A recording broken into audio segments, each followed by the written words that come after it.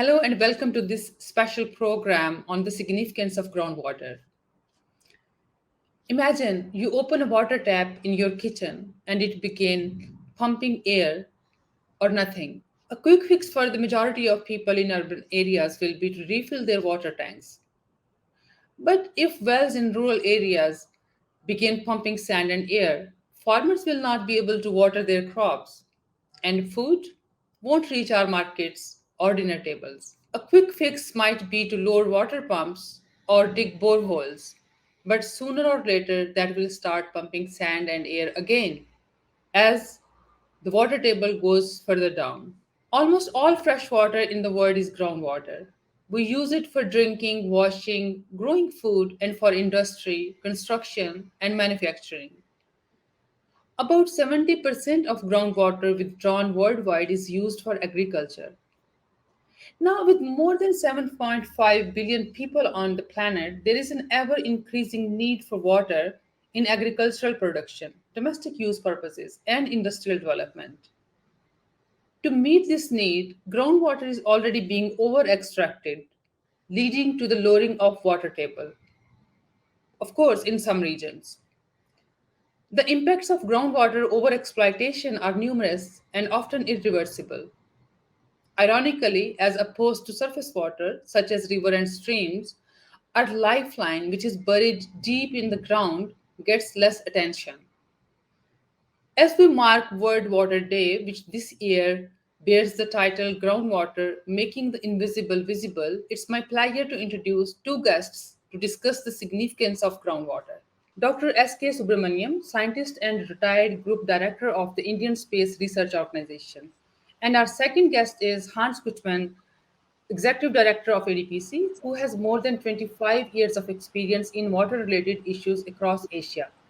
Let me turn initially to Dr. S.K. Subramanian. Dr. S.K., people have different perceptions about the origin, quantity, and quality of groundwater. So, can you please explain where does groundwater come from and where does it go?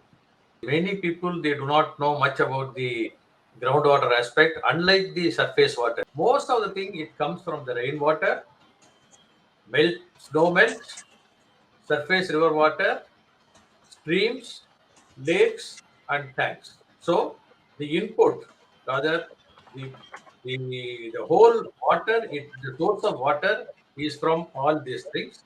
It gets stored into the primary porosity in case of the sedimentary rock, and in the secondary porosity like the cracks in case of the volcanic and then the metamorphic rocks. Freshwater in this, even though the entire globe, it consists of around 97% of water. Sorry, out of 100%, 97% goes for salt water, that is seawater. Only 3% it amounts to the fresh water, out of which we have got only 1% of the fresh water we can just go for drinking, irrigation, domestic purpose, and all other usable aspects. Out of that small or the meager percentage, groundwater is another important factor where some of the fresh water, some of the surface water goes into the Mother Earth. For example, if we have different banks in the country, we have got different financial institutions like banks, which has got each has got set of rules to deposit the money. In a similar way, the Mother Earth has got different aquifer system. Aquifer system is like nothing but like a money vault in the bank. So, based on the geology, geomorphology, landform characteristics, soil texture, and also cracks in various dimensions, the rules vary. Like every bank, it has got the rules for the deposits and also for the remittance. The similar way, the Mother Earth also has got some rules with respect to the aquifer system or the aquifer capacity. Aquifer is nothing but the water is getting stored like a money wall. The money is getting stored in the money wall. The water is getting stored in the aquifers. So based on different aquifers, the deposit, or rather you can say retention capacity of the groundwater varies. So that's how the whole groundwater system it works with respect to receiving and then letting it go. What I understood that the surface water and groundwater are very much linked. As surface water, for example, rain or melting glaciers, they seep into the ground, and then human beings pump that water out and use it for different purposes. So, if Correct. that is the case, then we can just say that human activity and climate change have led to an increased reliance on groundwater. Do you think that current groundwater practices in Asia are adequate to manage the available resources? Number of groundwater studies related to groundwater, the groundwater depletion, and also the management displayed, it is all having the increasing trend. For example, the scarcity is the major problem. The current rate of overexploitation of the groundwater resources have posed a serious threats in case of long-term food, water, energy security, and also the livelihood of mainly in the South and Southeast Asian countries, especially in the arid and semi-arid regions. See, for example, in case of groundwater, it is the primary facilitator for the green resolution. Unlike the surface water, it helps to achieve the food security. Also, in addition to that, it also serves for the drinking water, domestic water, and also the industrial water supply. So, in this case, I would like to just say the current state, this, unlike the earlier era, the surface water it gets polluted because of various aspects. So once the polluted water goes into the ground, again the same problem comes. Whatever the source we are just getting it and then get seepage into the rather than what we call as a precipitation gets inside the earth. So when you just take it out, you will get the same bad quality of the water. So that's how the source is also important. The moment the surface water gets polluted, ultimately the groundwater also gets polluted. I'll quote an example. In case of textile industries or the tanneries, what they just do once the the sewage water, they just put it inside the earth instead of instead of treating it and then putting it to the surface because it involves a lot of money. Moment you just put the whole system into the ground, the groundwater also gets contaminated. So that's how you can just see that is one aspect. Another aspect is the excessive pumping and unregulated land use resulted in the declining groundwater. For example, in case of North India, it is about 12.5 millimeter per year it is going down. In upper Indus plain of Pakistan, it is going about 13.5 millimeter per year. In Bangladesh, it goes down around 8 to 9 millimeter per year. So this is how the whole depletion of the groundwater it is just happening, especially in the South Asian and Southeast Asian countries. The consequences of the depleting groundwater levels it includes the what are all the problems we are going to face in the long term. It is going to be the seawater intrusion in the coastal terrain and also in the alluvial terrain where the major cities are situated. The land subsidence problem it is just going to happen, and the reversing trend from the groundwater use to abuse instead of using the abuse, and it leads to so much of socio-economic complications. So this ultimately gets into the climatic adaptation and all. Let me turn this discussion over to Hans Guttman now. So, Hans, in addition to the problems highlighted by Dr. SK, we also know that depleted groundwater levels can affect infrastructure and increase the risk of disasters such as floods, droughts, and waterborne diseases. Could you please explain more?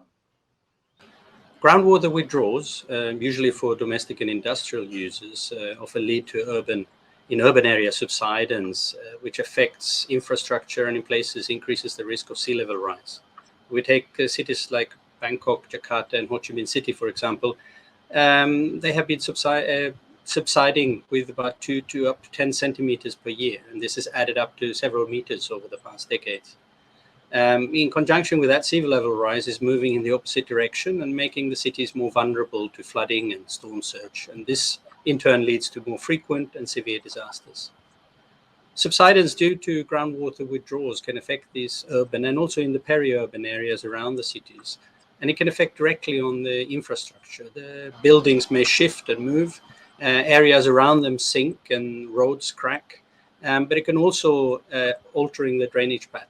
So flooding may occur in new areas, creating new problems. And the current and existing water patterns may thus shift, and indirect impacts can occur by creating new water drainage or lack thereof, which in turn then can lead to flooding in new areas, but also, as alluded to, could impact on waterborne diseases in other parts as stormwater runoff patterns are disrupted. And the major impacts of the falling water table and subsidence and change in topography does affect these elements of water moving around in the city, and indirectly affects the infrastructure. Another aspect that is being affected is obviously the drinking water supplies, which in many areas in Asia is dependent on groundwater withdrawals. And this leads to dependencies. There is possibilities for contamination, and also adds to this subsidence, of course. And with most people in the world, and increasingly so in Asia as well, the management of these drinking water supplies is critical, and to avoid events of urban water crisis, etc., that we have seen emerging in different places around the world. I was just wondering if the groundwater related issues are being highlighted adequately in global discussions and frameworks. In my view, no, not really. And it is a difficult issue to rally around. It is there, and most people are only really made aware of it when there's a problem around. Usually these problems are either around contamination and or scarcity. There is not enough of it. The Integrated Drought Management Program of the World Meteorological Organization and the Global Water Partnership is one such framework which focuses specifically on these issues. And there's other initiatives in the integrated water resources management sphere that recognizes the role of groundwater. But it is not really visible yet. And I think FAO and its portals for water and land management is another very good initiative. And there's many national ones as well. One of the difficulties, though, I think, and it was pointed out earlier, that all of this often needs to be put in context, as the local circumstances are so important, and generalizing around the issues does not work very well. So having said that, the profile needs to be raised and highlighted. And as highlighted by Professor Subramanian, this is complex, and it's not easy, it's not visible, and it's site and context specific, and very complex actually. But we cannot continue to ignore it just because it's complex. We need to get onto it, and I think this is one step of raising awareness around it, and hopefully we can move forward with new tools and approaches. So, Dr. SK, following on from Hans's views, how important is it to see the issues around groundwater through the prism of disaster risk reduction and climate change? With respect to Dr. Hans' view, I fully agree with him. This problem is very complex, and we have to just solve it very cautiously. And also, in a way, it should be very opt way. We have to just follow the problem for the solution. So earlier days, what happened? The technology, it was not that much developed to bring the invisible to the visible. Like, for example, how the groundwater, it is directly related with disaster risk resilience. But the present day technology, what happened? The vulnerability, adaptation, and the resilience based studies forming the basis for the sustainable management of the groundwater. For example, in case of groundwater vulnerability studies done in the past decade, mainly focus on the mapping for the vulnerable zones to select the groundwater contaminants using the age-old technology. Now, the growing scientific base, like the managed aquifer recharge, what we call MAR, or otherwise called as the artificial groundwater recharge, it supports the rapidly increasing the use of important water adaptation and also the management strategy to enhance and secure the groundwater system, which is impacted from the climate change and also the natural disaster and the hydrological variabilities. So, all these things we can just try to put it in a way of the integrated way or in an integrated technological aspect. If you just try to adopt, we can just try to bring out whatever the one which is not directly linked with the DRR, we can able to just find out the pattern, and from the pattern we can just link it to the region up to the global base. So, Dr. SK, as we know that climate change actually is going to affect our lives in a very different way, and water will become more scarce and, of course, more expensive. Keeping in view the impact of climate change, do you think that groundwater in India, especially, is being used judiciously or sustainably? I can just tell regarding the water management. If you just take it the overall way, you can just have like what Mr. Hans was just telling. We can just separate it into two forms. Where in the rural areas the management should be different. In the urban area, the water management should be just different, especially the groundwater management. So I'll just when I was in service in ISRO, Department of Space, it has taken up a national project in the sponsorship of the Jal Shakti, that is the Water Resources Ministry, to find out the groundwater prospect where the water is available and how much the depth is available. What are all the things we have to just do it for the sustainability of the groundwater of that region. So if you just take India, you can just say in the northern part it is all covered with the snow covered area and the Himalayan hilly terrains, and coming down the alluvial terrains of the Indo Yamuna, Ganges and the Yamuna terrain. And when you come to the western part, you have got the desertic area and also the Indian parts, and the down south you have the peninsular basic complex. So the groundwater prospects or the management, it will be just different from each terrain. So I would just put it as they are all having a different aquifer system. Where we come to the first question you talked about the aquifer. So each aquifer behaves in a different terrain, and also it depends upon the agroclimatic region. So that is what we call as the geomorphic parameters. So each terrain, it has got its different geomorphic parameters.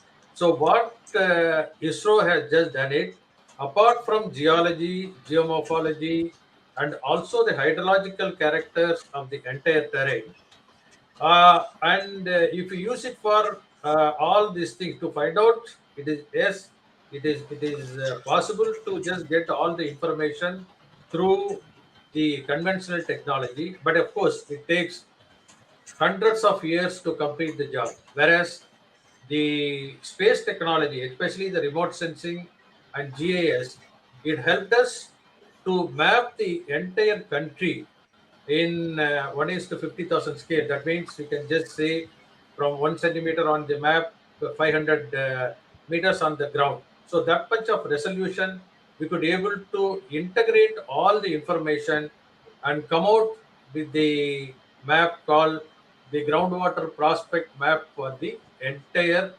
country and also for the Andaman and Nicobar regions. So this will form the basic input for the people, those who are working on the surface water management, also the agriculture, because it is based on the agroclimatic region. Also, you can just talk about the pollution, where the pollution is just there, and how much draft, where the over exploitation is there, and where you can just have the normal extraction, or you can have the surplus extraction. All those things, it can just form the basis. So that's how we have used the integrated satellite based investigation using the remote sensing techniques and also the GIS techniques. So nowadays, what is just happening from the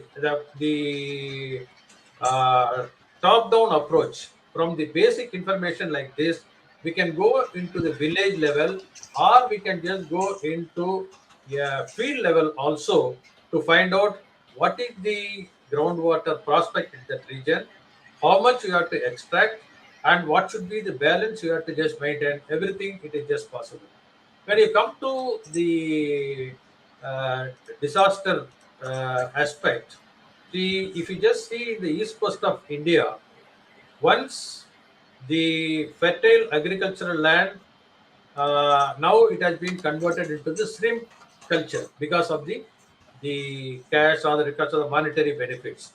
The moment the agricultural land, especially on the coastal area, it converts into the shrimp land, so the whole groundwater system, it gets completely spoiled and you cannot use that water. So that is how the whole climate, lifestyle, and entire risk aspect come into the picture.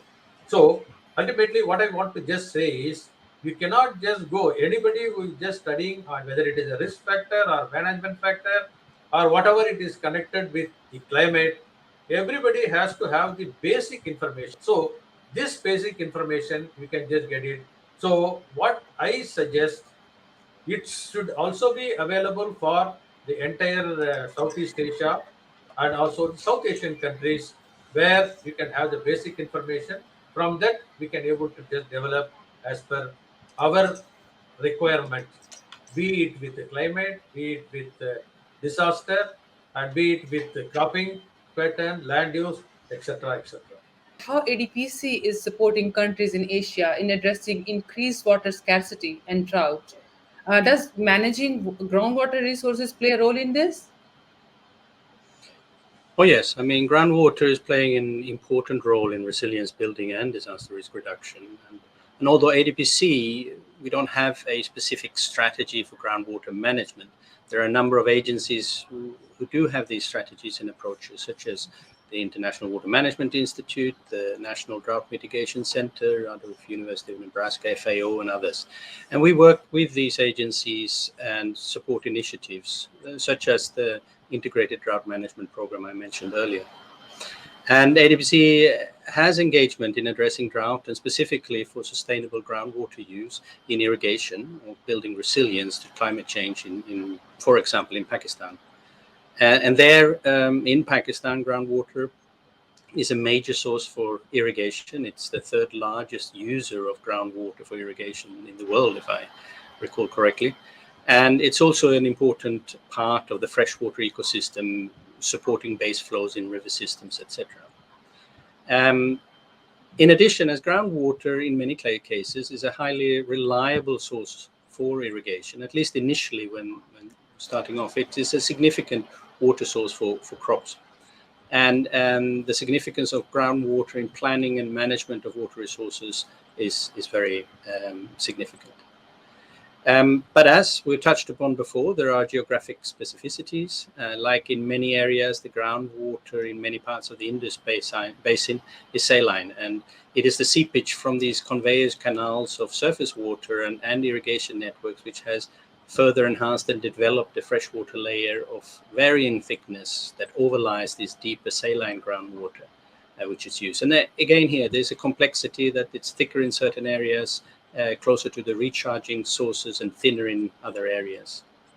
At the same time, the overall cropping intensity in Pakistan has doubled over the 50 years from 1950s to 2000, and wells have more than tenfold over the 30 years until 2000, reaching 1.2 million shallow wells and deeper wells. But now, over half of the 43 canal command areas has reported declining or sinking water tables. So Pakistan is revisiting its strategies to make groundwater management adaptable to local conditions, and ADPC is here supporting an integrated water resources management approach that brings together relevant government agencies, political leadership, knowledge institutions, and other stakeholders. Specifically, ADPC supports the enhancement of decision support systems available with irrigation departments, and most of the work that we're doing is focused on Sindh province to help with the supplement flood management information that they already have. And the ADPC is also part of the intervention that is developing a digital groundwater information system for the province. And finally, supporting the groundwater strategy for drought-affected districts of the province, focusing on water demand and supply from groundwater resources.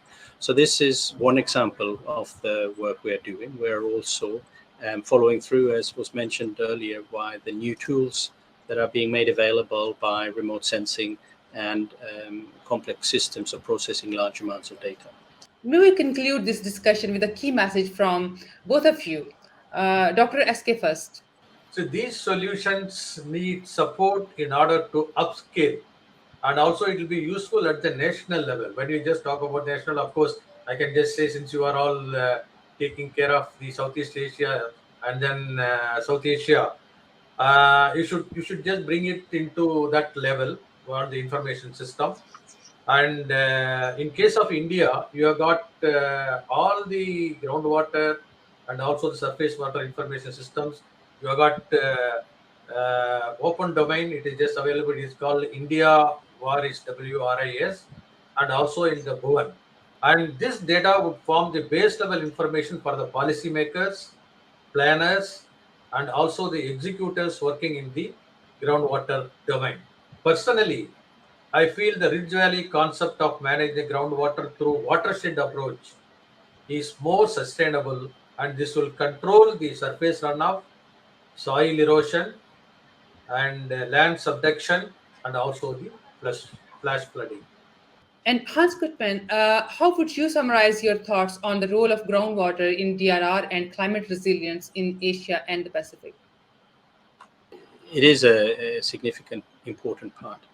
And I think also we need to recognize that having a sustainable, high quality groundwater resource to be able to complement other initiatives in building resilience, particularly towards the increased drought occurrence, is a key important element.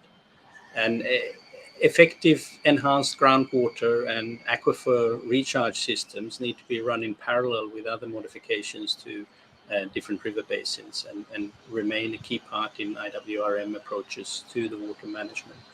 And as has been mentioned, the recent development in mapping of groundwater resources through remote sensing and being able to link up different systems and being able to make this information available to many departments, to the public, to organizations and institutions is a key area for being able to build the basis for improved management.